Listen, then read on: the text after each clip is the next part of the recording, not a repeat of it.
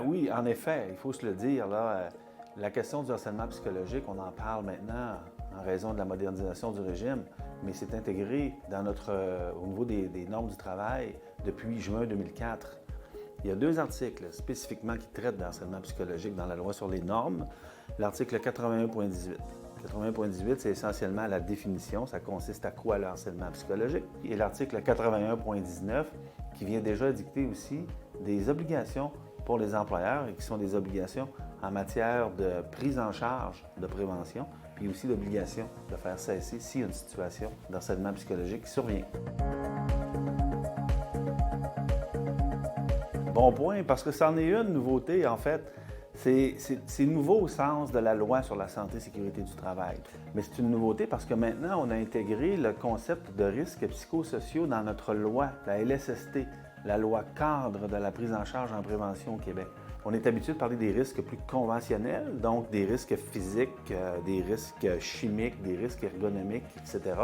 Bien, maintenant, il va falloir apprendre à parler dans notre langage des risques psychosociaux, dont le risque du harcèlement psychologique, donc plus avec un angle de prévention. En termes de risques psychosociaux, la CNSST priorise certains risques parce qu'il en existe quand même pas mal. La CNSST a décidé de prioriser le harcèlement psychologique, la question aussi de la violence en milieu de travail, que ce soit la violence conjugale, que ce soit la violence familiale ou encore la violence à caractère sexuel, c'est dans les priorités au niveau de la CNSST. Si on va sur le site, d'ailleurs, on va s'en rendre compte. Et il y a également toute la question des événements potentiellement traumatiques qui sont associés au stress post-traumatique. Là. Il y en existe d'autres. Si on va sur le site de l'INSPQ, l'Institut national de santé publique du Québec, on va parler de charge de travail, de reconnaissance, on va parler d'autonomie décisionnelle et il y en a d'autres aussi. Mais ces risques-là sont également identifiés et on recommande, évidemment, au milieu de travail d'en tenir compte, mais d'agir plus globalement sur ces risques-là et de ne pas les identifier un à un. Le plus important à faire pour un employeur, au sens des normes du travail, c'est l'obligation de prévention, puis l'obligation de faire cesser, qui est déjà prévue à l'article 81.19. Puis au sens de la loi sur la santé et sécurité du travail, la LSST, c'est une obligation d'identifier le risque de façon claire, de l'intégrer dans son programme de prévention, son plan d'action en prévention. Donc, ça veut dire de l'identifier, ça veut dire de prendre les moyens nécessaires pour l'éliminer idéalement ou le contrôler. Dans le fond, le traiter exactement comme un risque plus conventionnel dont on parlait un peu plus tôt. Bien, en fait, comme on fait ça pratiquement, on ne réinventera pas la roue, là.